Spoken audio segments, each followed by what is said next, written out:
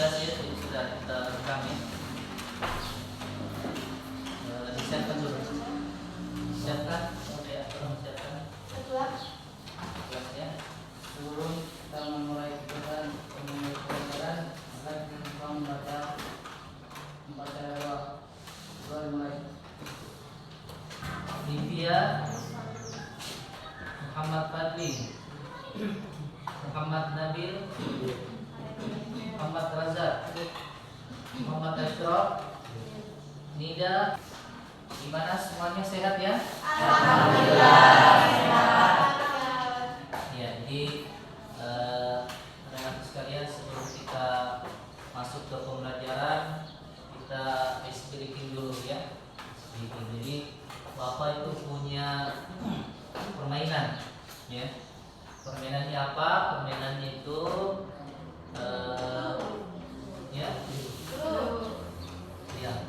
clue ya. Jadi clue-nya itu adalah menghitung hari. Ya, clue-nya adalah menghitung hari. Ya, baik. Kalau 1 tambah 1 itu sama dengan 2, ya. 3 tambah 3 sama dengan 6, 7 tambah 7 sama dengan 7, maka 10 ditambah 10 berapa? Clue-nya adalah menghitung hari. Clue-nya adalah menghitung hari. 1 tambah 1 sama dengan 2, 3 tambah 3 sama dengan 6, 7 tambah 7 sama dengan 7. Pertanyaannya 10 berapa tadi? 10 ditambah 10 berapa? 1. Ya? 2. 10 ditambah 10 berapa? 6. Ya?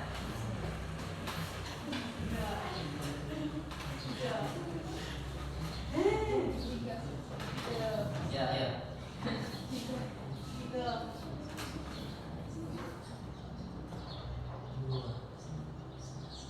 Apa? Jawabannya adalah 6. Clue-nya adalah menghitung hari. Ya. Baik. Sekali lagi ya. 4 ditambah 4 sama dengan 1.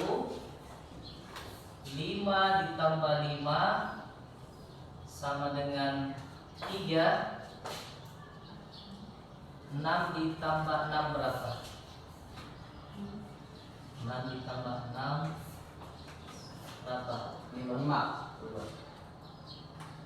6 ditambah 6 5. ya? Berapa? 5. Ya, jawabannya adalah 5. 5. Ya. Sudah paham? Jadi clue-nya adalah menghitung hari. Ya. 2 ditambah 2 sama dengan 4. 7 ditambah 8 berapa? 7 ditambah 8 berapa? Ya? 8. 7 ditambah 8 berapa? 1. Ya, 1. Misalnya, mengapa di pohon di depan rumah itu harus ditebang? Mengapa? Karena kalau dicabut berat. Ya? Karena kalau dicabut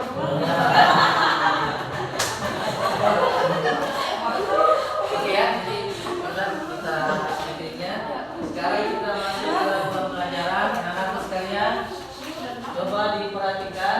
Sekarang kita masuk di materi mat lazim, atau tepatnya mat lazim mufaffaf ilmi. Ya, baik, sekarang coba dibagi kelompok ya, dilatih dengan kelompoknya.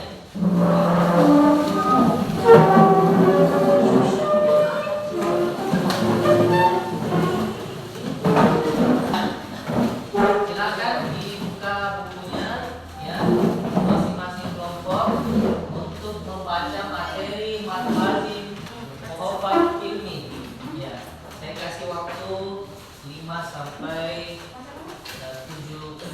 menit. Ya, silakan dibaca. Ya, nanti.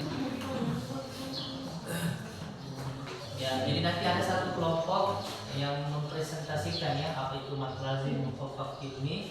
Setelah itu kelompok yang lain memberikan pertanyaan. Oke? Ya, berdiri.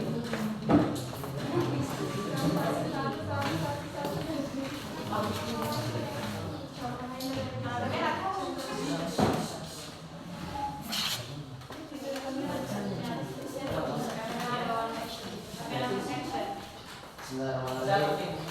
Assalamualaikum warahmatullahi wabarakatuh. Waalaikumsalam warahmatullahi wabarakatuh.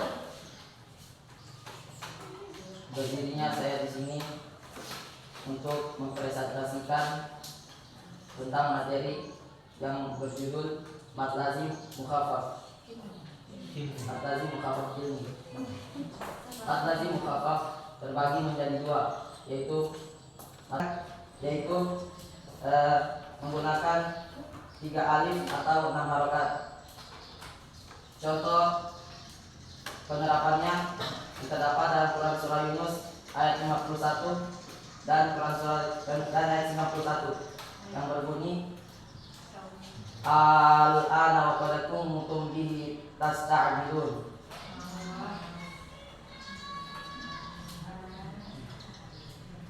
Sekian dari kelompok kami. Wabillahi taufiq wal hidayah. Assalamualaikum warahmatullahi wabarakatuh. Waalaikumsalam warahmatullahi. Ya, silakan. Bismillahirrahmanirrahim. Assalamualaikum warahmatullahi wabarakatuh. Waalaikumsalam. Pertanyaan pokok berikan satu contoh mat lazim mukhaffaf ilmi selain yang dibacakan tadi. Ya, berikan satu contoh. Atau ada contoh yang lain atau bagaimana? Ya, silakan. Ada contoh yang lain? Sekian.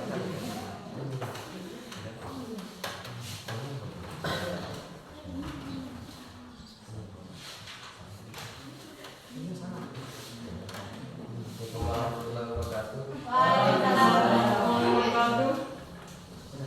Saya akan menjawab pertanyaan dari kelompok sebelah. Bismillahirrahmanirrahim. Al-ana wa qad 'asaita qablu wa kunta minal mufsidin. Ya. Baik, mungkin ada tanggapan dari kelompok ini? Cara bacanya atau bagaimana? Keseluruhan? Ya, silakan kelompok yang lain berikan tanggapan tentang bacaan mat lazim mukhaffaf ilmi.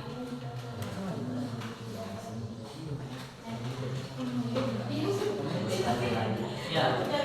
Dari ayat yang tadi yang mana dibaca mat lazim mukhaffaf ilmi yang bagian mananya? Ya, coba ini. Teman belum paham di mana mat lazim mukhaffaf ilmi ya? Yang mana mat lazim mukhaffaf ilmi? Ya, Assalamualaikum warahmatullahi wabarakatuh.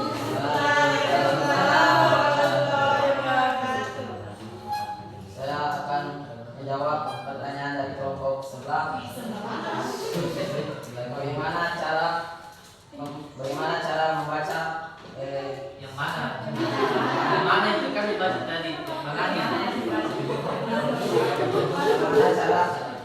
yang mana dibaca mukhaffaf ilmi. Yang dibaca itu bagian al-an. An itu mengandalkan 3 alif atau 6 harokat. Baik, masih ada pertanyaan atau tanggapan dari kelompok ini? Satu lagi.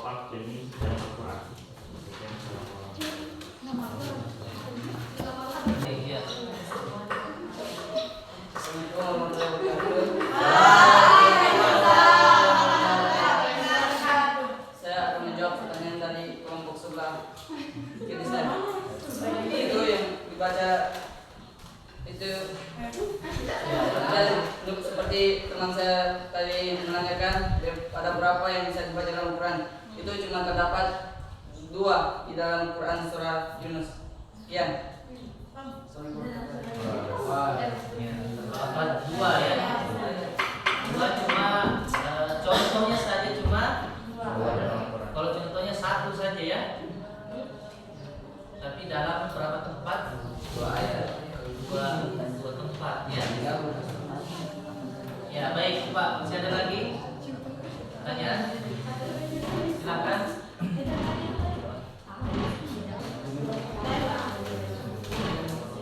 Ya. Ayo. Kalau tidak ada sekarang saya minta kelompoknya ini, kelompoknya Fadil ya untuk memberikan ya contoh yang tepat. Coba dibaca 2 ayat yang dalam buku ya. Ya, dengarkan cara bacanya ya. Ya, silakan dibaca. Contoh matlasi A'udzu billahi minasyaitonir rajim. Ikhlaskan suaranya. Ya. Athumma idza ma waqa'a amantum bih al-ana wa qad kuntum bihi tasta'jilun. Ya, Al-ana wa qad asaita qablu wa kunta minal mufsidin. Ya, oke. Baik anak-anak sekalian, jadi sekarang sudah paham ya apa itu mat lazim mukhaffaf ya. Jadi tadi sematnya menyebutkan ada mat lazim mukhaffaf itu ada 2 ya. Yang pertama kilmi dan yang kedua harfi ya. Yang di depan kita ini kita pelajari adalah mat lazim mukhaffaf kilmi ya. Jadi mat lazim mukhaffaf kilmi. Coba putrinya sebutkan lagi pengertian daripada mat lazim mukhaffaf kilmi. Jika diartikan secara bahasa, mat lazim mukhaffaf kilmi berasal dari beberapa kata, Ya. yaitu mat yang artinya panjang, lazim artinya harus atau wajib, mukhaffaf artinya diringankan, dan kilmi artinya kalimat. Sementara secara istilah, mat lazim mukhaffaf kilmi adalah apabila ada huruf mat yang bertemu dengan huruf yang berharokat sukun dan satu kata yang tidak diidghamkan. Cara membacanya yaitu dipanjangkan 3 alif atau 6 harakat. Ya, jadi mat lazim mukhaffaf kilmi apabila ada mat atau mat tabi'i bertemu dengan huruf yang berharokat sukun ya dalam satu kata, maka ini bacanya adalah mat lazim mukhaffaf kilmi ya. Ini terbatas dia mat lazim mukhaffaf kilmi ya. Cuma ya sedikit saja contohnya dalam Al-Qur'an, bahkan bukan cuma al-ana saja ya. Al-ana saja, tapi dalam 2 tempat ya. Jadi cara bacanya dipanjangkan 6 harokat. Jangan cuma dibaca al-ana ya, tapi panjangkan 6 harokat an-nya. Jadi al-ana ya. Coba sama-sama. Saya dulu, kemudian kalian ikut ya. Al-ana.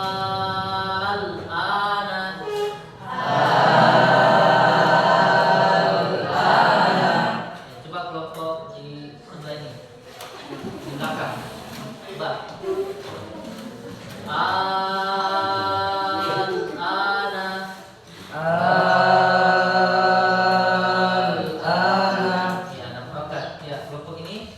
Al-ana.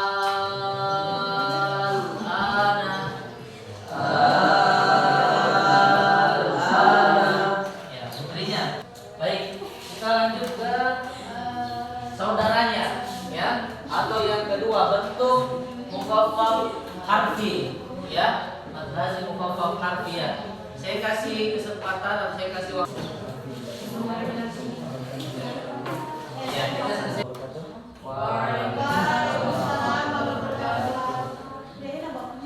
Kami akan kami akan menjelaskan pengertian dari mad lazim mukhaffaf harfi.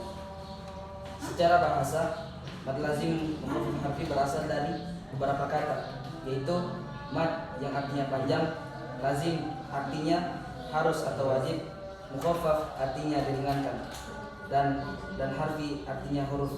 Sementara secara istilah, mad lazim mukhaffaf harfi adalah apabila ada salah satu huruf atau lebih dari yang 5, yaitu ha, ya, ko, ha, ro berada pada awal surat atau disebut dengan fawatihus suwar.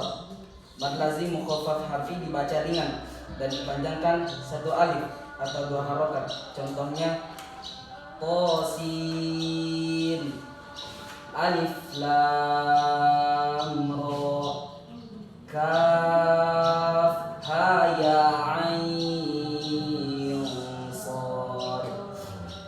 Syukran. Assalamualaikum warahmatullahi wabarakatuh. Baik,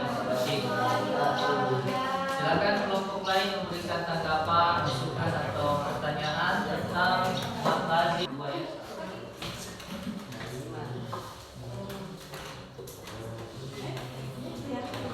Saya akan bertanya,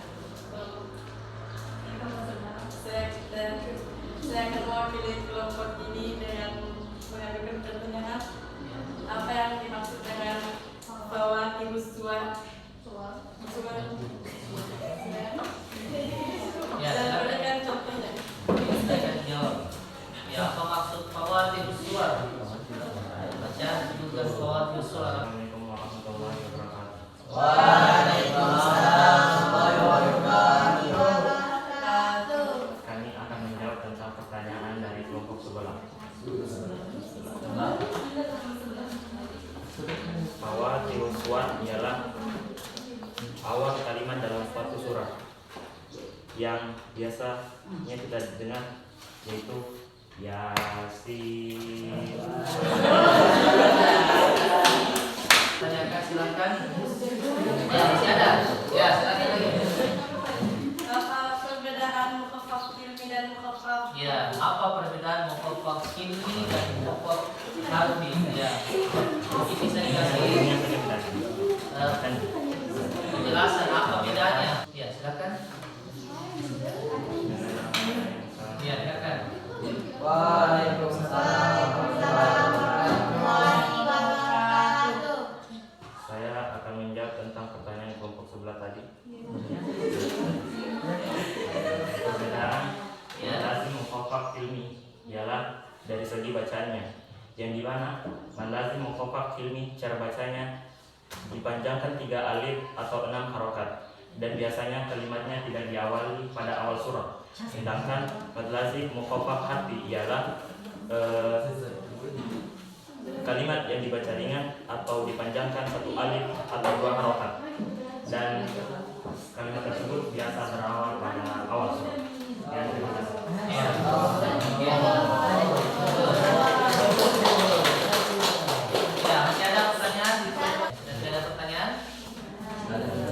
Ya, jadi mad lazim mukhaffaf harfi itu ya biasa hurufnya ya biasanya berapa hurufnya mad lazim mukhaffaf harfi? 5. Yang pertama ha, kemudian ya, ro, ha, ro. Jadi ada 5 hurufnya ya. Biasa dia disingkat dengan hayyin tohirin. Ya, untuk memudahkan kita singkat ya, atau kita ucapkan hayyin tohirin.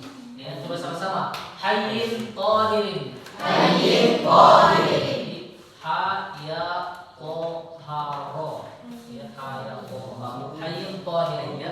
Jadi hurufnya hurufnya adalah 5. Ini untuk mad lazim mukhaffaf harfi. Sedangkan mad lazim mukhaffaf ilmi ya dia cuma sukun saja ya. Ada mad bertemu dengan sukun. Itu pun contohnya cuma 1 saja, tapi dalam 2 tempat. Berbeda dengan mad lazim mukhaffaf harfi banyak ya. Ha ya, coba kita lihat kalau ha. Ada yang bisa jelaskan ha selain di buku contohnya? yang mad lazim mukhaffaf harfi. Fawatius surat yang di awal surat. Ha. Ya. Ya, hamim. Jadi ini yang mad lazim mukhaffaf harfi ini ya. Kemudian dia ya yasin ya. Mudah, gampang ya, cuma 2 harokat saja dia. Kalau toha ya, gampang dia, mudah. Ha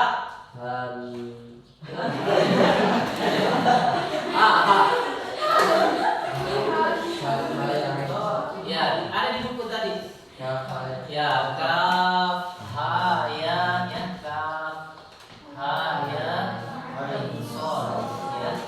Kaf ha ya ain shad. Kemudian ya ro. Ya, alif lam ro. Ya, oke. Sudah paham anak-anak sekalian? Jadi, kita sudah paham apa itu mad lazim mukhaffaf ilmi dan mad lazim mukhaffaf harfi. Kita paham juga bagaimana cara bacanya, kemudian juga panjang cara bacanya, panjang harokatnya, kemudian juga perbedaannya mad lazim mukhaffaf ilmi dan mad lazim mukhaffaf harfi. Ya, baik, saya kira untuk hari ini ya kita selesai ya, kita sudah menjelaskan tentang mad lazim mukhaffaf ilmi dan harfi. Minggu depan ya kita siap-siap untuk mengerjakan pekerjaan di LKPD nanti yang saya akan berikan kepada anak-anak sekalian ya. Jadi minggu depan insya Allah kita refresh kembali, kita ulang kembali materi secara cepat, kemudian kita kerjakan soal-soal. Baik, sebelum saya selesai ya, sebelum saya akhiri, mungkin ada pertanyaan? Sudah cukup ya? Ya, oke.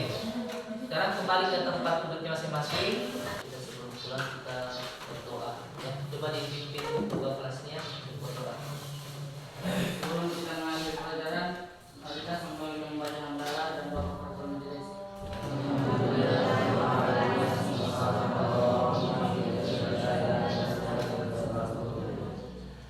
Ya, terima kasih anak-anak sekalian. Saya ucapkan terima kasih. Semoga apa yang kita dapatkan hari ini dapat bermanfaat di dunia maupun di akhirat kita. Ya, terima kasih. Assalamualaikum warahmatullahi wabarakatuh. Waalaikumsalam warahmatullahi wabarakatuh. Assalamualaikum warahmatullahi wabarakatuh. Waalaikumsalam warahmatullahi wabarakatuh. Lulusan. Ya, bikin doa. Sebelum kita memulai pembelajaran, mari kita membaca doa. Anak-anak sekalian, pada pertemuan kali ini kita akan membahas tentang ada proyek dalam kurikulum merdeka ya, profil pelajar Pancasila dan nilai-nilai profil pelajar rahmatan lil alamin. Ya. Pada kali ini saya akan membahas tema yaitu gaya hidup berkelanjutan. Ya, gaya hidup berkelanjutan. Topiknya adalah sampah barokah. Ya, jadi kita akan bahas tentang sampah. Tapi topiknya kita bahas di sini sampah barokah. Kemudian proyek profilnya itu mengolah sampah menjadi berkah. Ya, mengolah sampah menjadi berkah. Ya, sebelum kita masuk ke sampah, kita dulu membahas tentang permasalahan lingkungan hidup. Ya, masalah lingkungan hidup dan penyebabnya. Ya. Baik, mungkin ada anak-anak sekalian yang bisa kasih contoh apa saja permasalahan lingkungan hidup yang kalian dapati di sekitaran atau di lingkungan kalian.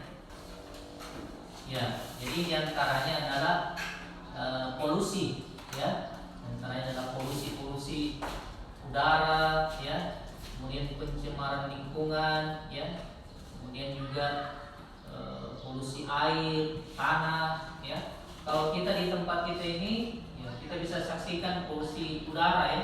Bagaimana setiap subuh pagi kita lihat daerah kita, tempat kita itu selalu berkabut. Ya. Ini juga merupakan polusi udara. Ya. Di antaranya juga karena perusahaan-perusahaan atau pabrik-pabrik yang melakukan pencemaran. Ya. Di antaranya juga adalah kalau di perkotaan itu apa? Kalau polusi, apa sebabnya? Asap apa? Ya, kendaraan bermotor, ya, perubahan iklim atau pemanasan global, ya. Sekarang kita lihat cuaca ya semakin panas, ya. Alhamdulillah sudah mulai normal lagi, ya. Kemudian diantara permasalahan lingkungan hidup yaitu populasi, ya. Populasi semakin banyak. Populasi, maka kita akan menghadapi kekurangan sumber daya ya. Makin banyak manusia, tentunya makin butuh sumber daya seperti air, bahan makanan, bahan bakar ya. Maka itu juga paling tidak akan mempengaruhi lingkungan hidup. Masalah lingkungan hidup ialah penipisan lapisan ozon ya. Ini sering kita lihat, sering kita dengar mengenai ozon. Baik, kita mangkat ke sumber sampah. Ya, sumber sampah. Ya, jadi kalian jangan jadi sumber sampah atau ada yang bilang sampah masyarakat, jangan jadi sampah. Apalagi sumber sampah. Ya, jadi sumber sampah ya diantaranya itu sampah dari pemukiman penduduk ya, apalagi kalau tidak ada TPA-nya, tempat pembuangan atau TPS-nya, tempat pembuangan sampah tidak ada. Kemudian sumber sampah selanjutnya itu sumber sampah dari tempat-tempat umum dan perdagangan ya, seperti di pasar ya, pertokoan, banyak sampah-sampah itu sumbernya. Kemudian sumber sampah selanjutnya sampah dari pelayanan masyarakat milik pemerintah seperti pantai, masjid, rumah sakit, bioskop ya. Kemudian sampah dari industri. Kemudian sampah pertanian. Kita masuk ke jenis-jenis sampah ya. Jenis-jenis sampah ada dua ya, sampah organik dan sampah non organik ya. Nasi yang kalian makan ya, lauk yang tidak dimakan itu adalah sampah, namanya sampah organik. Kemudian ada namanya sampah non organik ya. Sampah non organik seperti misalnya sampah plastik, kertas ya, keramik dan sebagainya bisa digunakan lagi. Jadi sampah-sampah itu bisa berfungsi. Ya, jadi ini ada dua jenis sampah, organik dan non organik. Kemudian sebab akibat penumpukan sampah. Ya. Faktor yang dapat mempengaruhi jumlah sampah yang terjadi saat ini antara lain yaitu faktor jumlah penduduk. Semakin banyak penduduk, semakin banyak sampah. Ya, semakin banyak kita gunakan. Kemudian faktor geografis. Ya. Misalnya di tempat pegunungan, ya, di pantai. Kemudian faktor musim. Ya, kalau musim hujan itu ya banyak sampah-sampah yang tersangkut di selokan ya, ini yang menyebabkan banyak sampah. Kemudian yang selanjutnya dampak sampah ya. Dampak sampah ada dua di sini, dampak terhadap kesehatan dan dampak terhadap lingkungan. Kalau dampak kepada kesehatan, jelas kalau banyak sampah itu bisa menyebabkan penyakit ya, banyak lalat, kecoa, tikus ya, itu kalau banyak sampah apalagi tidak dibiarkan begitu saja maka akan membuat banyak penyakit ya, banyak penyakit. Contoh saya kalau di kamar kalian nih banyak sampah ya pasti tidak sehat kan. Kalau bersih, kamarnya bersih ya pasti sejuk juga, kita hirup udara sejuk ya. Tapi kalau di kamarnya ya banyak sampah, ya banyak pakaian yang tidak dicuci kotor, ya bertumpuk semua di situ. Ya bukan cuma apa? Bukan cuma penyakit yang datang, setan juga datang. Ya akhirnya kalau tidur, ya mimpi buruk. Jadi kalau anak-anak sekalian tidurnya mimpi buruk, dan kenapa saya mimpi buruk terus ini? Padahal sudah saya baca doa. Ya Allah, diperiksa dulu kamarnya. Kalau kotor, ya banyak sisa makanan, banyak pakaian-pakaian kotor, itu berarti ya itu penyebabnya. Jadi coba bandingkan nanti, dibersihkan kamarnya bersih, sejuk, segar, ya tidur, ya insya Allah mimpi indah. Indah, ya. Karena sampah akan berdampak pada kesehatan. Ya. Jadi sebenarnya saya mau pakai proyektor ya, tapi karena mati lampu jadi tidak bisa digunakan. Kemudian dampak terhadap lingkungan, ya. Kalau sampah banyak, ya, maka akan menimbulkan pencemaran udara, ya. Kemudian sampah dibakar, ya, tidak bagus juga untuk lingkungan, ya. Kita hirup udara yang tidak bagus. Ya. Kemudian pengelolaan sampah. Bagaimana cara kita mengelola sampah, ya? Kita kelola sampah ini supaya jadi berkah atau supaya jadi bermanfaat. Ya. Di antaranya yang pertama itu kita pisahkan sampah organik dan non-organik. Ya, jadi kalau ada sampah-sampah sisa makanan, ya dipisahkan dengan organik, non-organik. Ya, untuk mengolah sampah lebih bagus lagi, ya. Jadi kalau banyak plastik yang digunakan, ya terhambur, apalagi kalau acara-acara itu kan, acara-acara biasanya apa? Pakai, apalagi kalau pesta tuh banyak digunakan apa? Gelas, ya, gelas minum tuh, terus diminum, ya langsung dibuang saja. Akhirnya menimbulkan sampah, ya, menimbulkan sampah. Ya. Kalau kita di sini, insya Allah lumayan, ya, langsung dari pupuk kompos. Kemudian mendaur ulang limbah organik kering, ya. Jadi seperti apa misalnya sampah-sampah seperti botol bekas, botol-botol bekas seperti botol-botol UC itu, botol-botol kecap kan, itu mungkin masih kecil dulu kita bisa jual di penjual koke-koke. Ya, itu kecil. Tapi sekarang masih ada bisa olah. Kemudian yang terakhir pemanfaatan sampah. Ya, ini tadi saya singgung pembuatan kertas daur ulang, ya. Banyak itu kertas-kertas, apalagi kalau sudah ujian banyak kertas, itu bisa didaur ulang. Makanya biasa ditimbang itu kertas-kertas, ya. Ditimbang, ya Pak. Kan biasa banyak ada mobil yang angkut kan, yang beli. Ya, meskipun murah tapi bisa jadi uang, kemudian bisa didaur ulang. Bisa jadi uang, kemudian bisa didaur ulang. Kemudian pemanfaatan sampah selanjutnya, pembuatan kerajinan dari koran bekas, ya. Kalau dulu masih banyak koran bekas, koran-koran itu bisa dimanfaatkan. Kemudian pembuatan kompos, ya, dari kotoran hewan. Kemudian bank sampah, ya, ada namanya bank sampah, ya. Jadi kalau di beberapa daerah itu ada namanya bank sampah, ya. Di kota-kota dikumpulkan itu, ya, sampah organik dan non organik. Jadi ada khusus tempatnya. Kalau kita bisa biasa kalau Pak BM sering bilang itu TPA, tempat pembuangan akhir, ya. Ya, tapi mungkin di situ belum dipisahkan. Bagusnya kalau dipisahkan, jadi sampah organik semuanya dikumpulkan, non organik dikumpulkan. Jadi pemulung itu bisa apa? Bisa dapat penghasilan dari situ, ya. Diolah, ya, olah sampah.